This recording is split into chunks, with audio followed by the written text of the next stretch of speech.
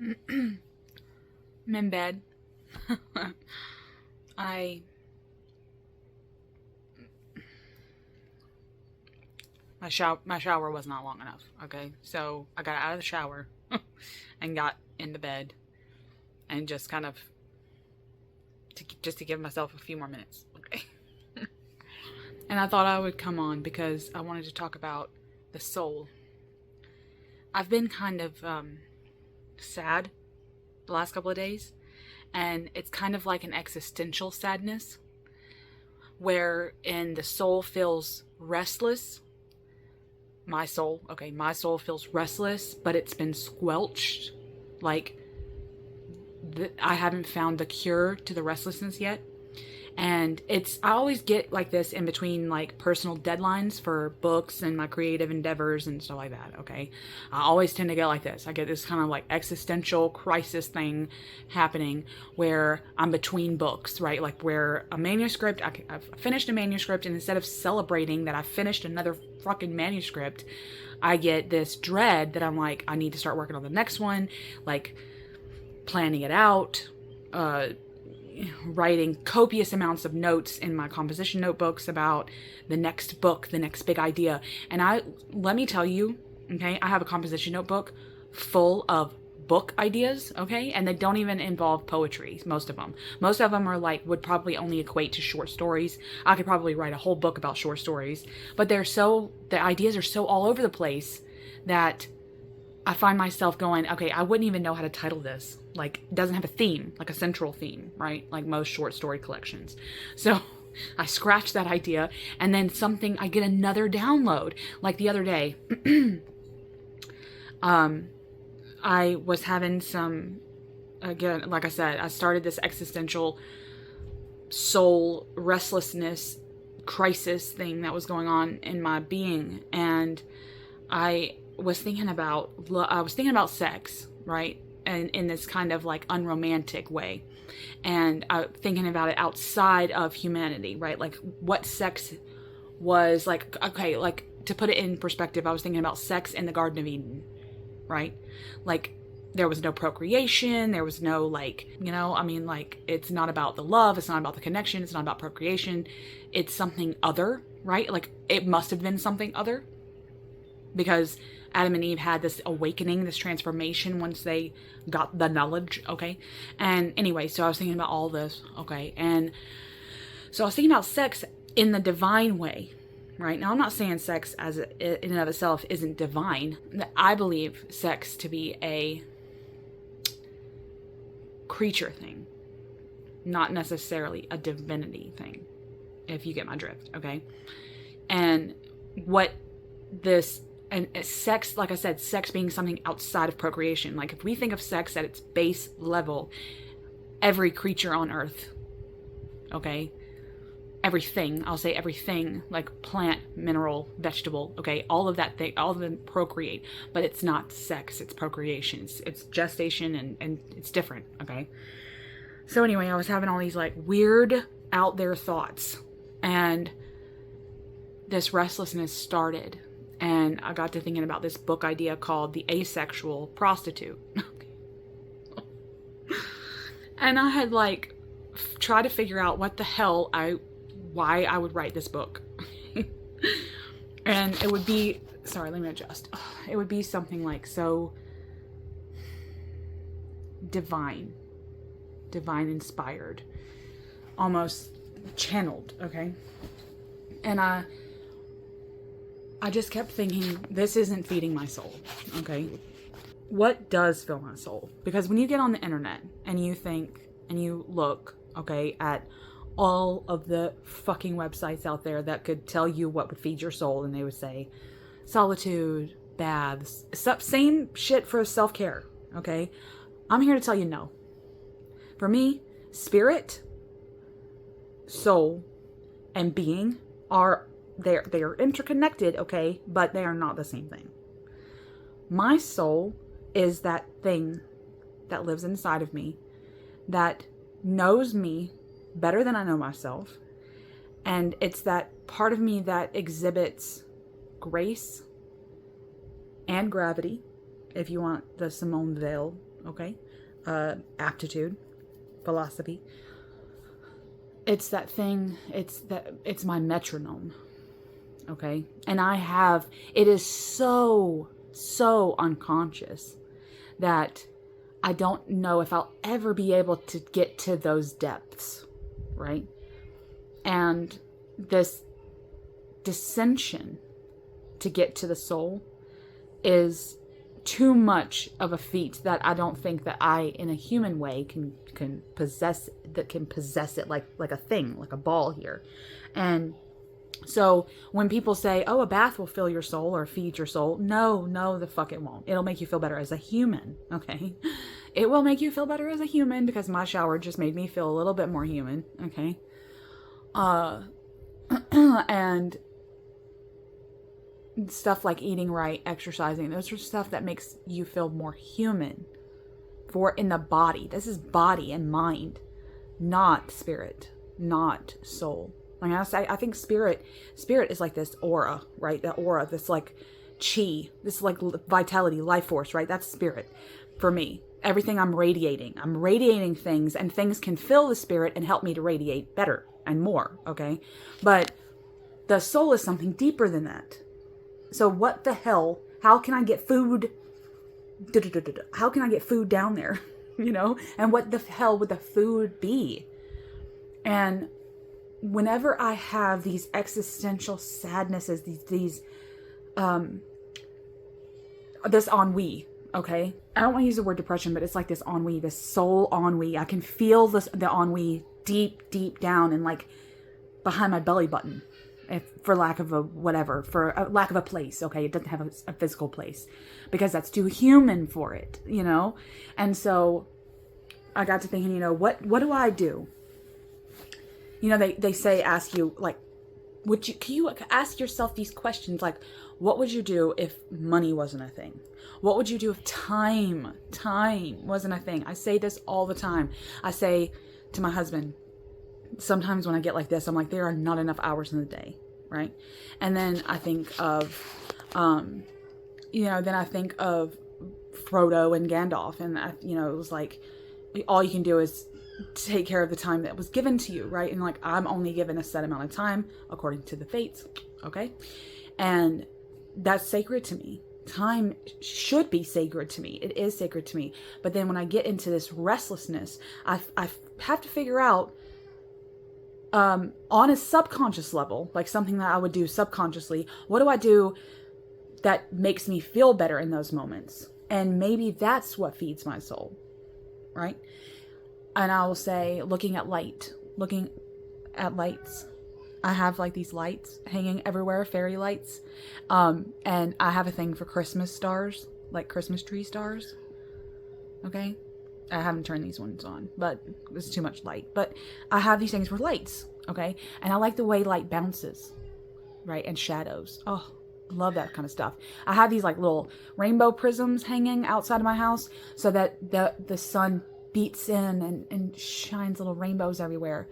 And it's like I don't have to wait for the rainstorm. But then there's also something sacred in seeing a rainbow.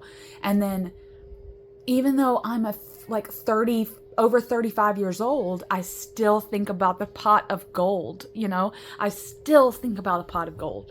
I still think about chasing them and wanting to see the ends of them, you know? It's just something ingrained into me. And then the way that the sun beats through the trees out of my window when it's setting, right? There's like this huge orange ball, and the rays come through the trees in such a way that it's like no matter what, that orange ball will be there. That orange ball will just be sitting in the sky, and its rays will be touching me, and my whole face will turn bright orange. There's something sacred about that. And then I thought, it's not only light, it's the elements. It's the way the elements look at certain times, okay? I like looking at fire. Always loved looking at fire because we've had burn pits my entire life, okay? My family are burn pit people. We have a burn pit on every property we've ever had, okay? So we like having bonfires, like little burn pit fires. And we'll just sit in a circle, okay, and shoot the shit and look at the fire. It's just something we do. But there's something about the smell of the burn pit. And now that my dad passed away, smelling his clothes and still smelling the fire pit on them, like mixed with his smell, is just something so surreal that you take for granted. But I can still smell the fire pit smell singed in his clothes. That kind of stuff fills my soul. And then looking at the fire, but not only the fire, okay? Not only the fire. And I'm sure a lot of people probably have this, but it's the mirage. It morphs the perception, And you look at it and you're like, it's like a mirage, right? Like an oasis in the desert. And you look at it and it's like shimmering. And you can't trust what's behind that mirage, that heat mirage. And it's the same thing looking at it on hot pavement. I actually wrote a poem about hot pavement because I was looking at that mirage the other day. And it was like licking the hot pavement, right? Like something like that. Anyway, so I wrote that poem the other night. But, and so much, looking at the elements, looking at the way water looks in the lake, or the way the waves crash in the ocean, the briny taste of the air, but also the ocean water, the lake water being fresh water, but it's kind of, there's like this slime to it, right? Like sacred slime. Anyway, rain, okay, rain, because I'm a storm witch and a wind witch, and the way that wind, I love I love wind for what it represents. It represents something happening that you can only see the effect of, not the cause. I like that. Those things fill my soul. Stuff that I can see the effect, but not, I have to really, I don't know what the cause is. I don't know the actual intricacies of the cause. So, anyway. And then one other thing is reading. When I have the time. When I devote that sacred time to myself, to being with myself and my thoughts. There's this thing about my thoughts too that I find sacred and soul fueling. The fueling of my soul is my imagination. And I think of what Camille Paglia said about Marquis de Sade. And she said, in Sexual Personae, she talks about Marquis de Sade in one of her chapters. And she says, we might think, and of course I'm paraphrasing, but she says, we might think that Marquis de Sade was perverse and cruel and unusual, okay? But he was imaginative. And no one else on the planet so far has given us the imaginings in quite those depths. Because to be imaginative, you can't just say, oh, I can be in the clouds, I can be in the castles, I can be blah, blah, blah, I can be way, way, way, way, way. But if you can't go to the cruelest parts, if you can't have those thoughts that you literally have to just, if you can't have those, you can't call yourself imaginative. And I think about that a lot. How sometimes when my intrusive thoughts get really bad or whatever, I think, it's my imagination, man. It's just real and it's raw and it's feral. And I count it as a spiritual entity in and of itself. It is my church. Okay? My imagination is my church. And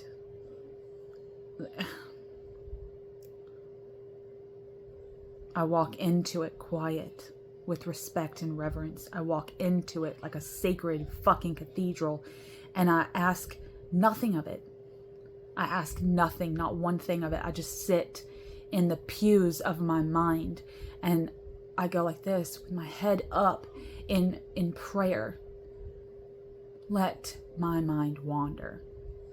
And I light a fucking fake gas candle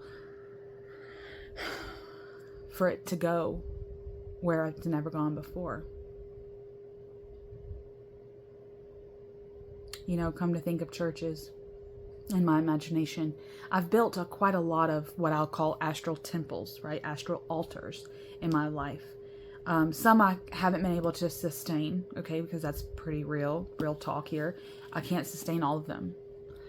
But the most important ones I have, my astral castle, which just looks like a stone castle, which I actually have talked about on the channel before. But there's one, it's a temple, okay? It's a temple. And it kind of looks like this giant gazebo, okay? And I came out of a dream not too long ago. Super, again, with the restlessness, right? Of this restlessness of being, that we don't have the huge temples anymore. And what does that say about divinity? What does that say about sacredness when they were building temples of such magnitude? Think Solomonic temples, and the temples that are in ruins now, the Athenian temples. I look upon them, and we look upon their beauty now while they're in ruins, but if you really think about it, we don't have stuff like that anymore. Our churches look like warehouses now. Well, where I live, there's no real beauty. It's just industrialized, in the cheapest materials possible, where in ancient times, the temples were for God. They were for divinity. They were for sacred offerings. They were for sacrifice. They were for the masses. They were for pilgrimage. And they used the most beautiful materials and the most costly materials. Even if the countries themselves were poor, they knew. I know that there's this weird juxtaposition too about having to appease gods back in the day. Okay, I get that too. That they thought that God would smite them if their, temples weren't grand and there wasn't grand statues and stuff. But does anyone find it hard to cope with the fact that we don't even have any of those anymore? No one's building mass temples for their gods anymore. Sometimes I look at what I have in sacred space, right? And they're just shelves. It's not really a place that I go to and sit at. It's not really an altar. It's just a place, one spot that I have all of my witchy stuff in. And I thought about the goddess, and I thought, God, wouldn't it be so incredible to have this huge, 30-story statue of a goddess figure? It doesn't even have to be a specific one, okay? Just put all of her symbols there. Just put some dogs and some wolves, or a dog and a wolf and an owl and maybe a raven, okay? Just all of a snake. Put some wings on her. Put a solar disc behind her head. Put a lunar disc behind her head. Put a crescent moon on her feet. A solar disc at her head. Put her robe her, have one boob hanging out. I just really went through the throes of it. If this was just the goddess, what would she look like? She would have all the symbols of all the major goddesses, but then she could be anything. She could be anything because she is. And she would be bigger than life. She would be bigger than me and everybody. And it would be this sacred spot of pilgrimage and offering. And I would think about the homemade baskets sitting at her feet, and the flowers and the candles and the cards and the burnt offerings too. Thank you for getting rid of this fuck boy that I had, that's toxic relationship that I had. And you burn a box of all of the stuff that was his at her feet, right? And just let the smoke go up. And then she pulls them in through her stone nostrils. That smoke. It's gone. Let go and let goddess, right? You let go and you let goddess. And it would be a sacred place. And it would be about prayer and offering and sacrifice and transformation, and it would be something. It would be something. It would be something. For my being, it would be something. And we could be together. Be together. And that's why the imagination has become my church, because we don't have that kind of stuff anymore. I don't have a sacred place that's external from myself that I can get into a car and get and drive to, or walk to barefoot in desert sand, in hot sun and rain and sleet. I can't pilgrimage to things anymore. I mean, I guess you can, but not where I live, not in any kind of manageable way, right, for me. And I think we're so void of these places and of sacredness in general. And I think that that's where this restlessness of soul comes from, is that I want them so bad sometimes. I want them so bad.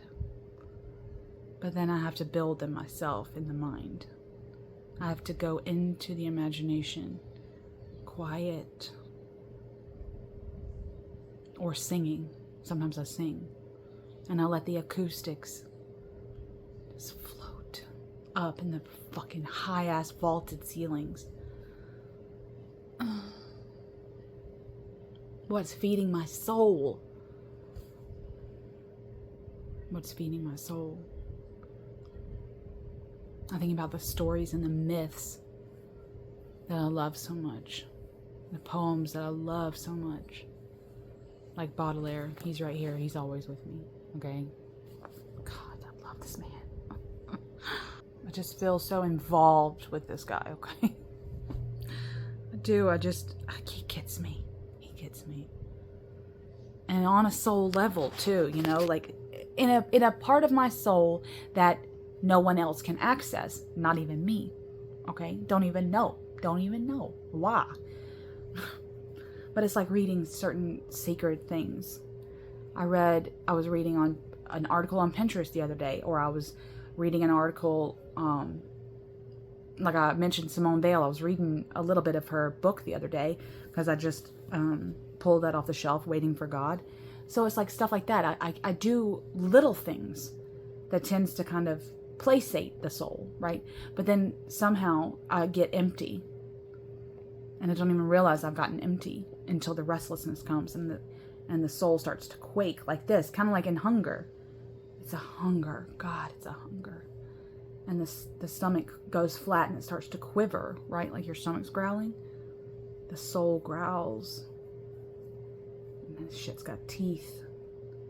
And it's wanting to bite on something. It's wanting to chew on something and let the drool come out of its mouth and pour into your being. And you have to let it.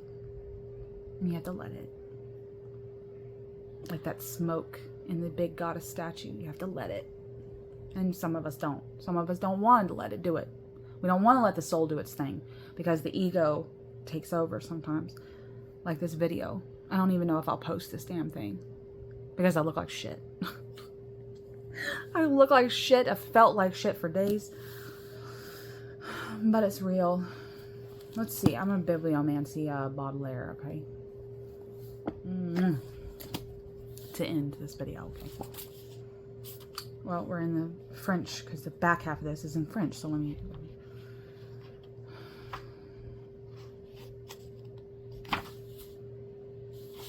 A long way from here. Don't cry. Don't cry. This is the place. It's so perfect, okay? Every time I read Baudelaire, it's just perfect for what I need, okay? And you get emotional because the soul knows what it needs, okay? This is the place. The holy hut, where always in her Sunday best and elbow deep in cushions, she waits for us or anyone to call, listening to the fountain sob and fanning her unbridled breast. Oh my God, I was just talking about having an unbridled breast in my goddess statue. Oh my God, I swear to God, this is like... We are in Dorothea's room. Nearby, the wind and water sing a tearful sort of cradle song to pacify this pampered child. Dedicated downward strokes massage her skin to burnished teak with oil of musk and benjamin, and all our tribute flowers swoon. Holy shit. This is my goddess statue. This is my goddess statue. Oh my god, how perfect. Oh. Yeah. Shit is important, y'all. What feeds your soul? And I mean really, okay? I mean, not just a bath, not a bubble bath, not your self-care crap. I mean, what really feeds your soul? What gives you this breath of relief? Much love.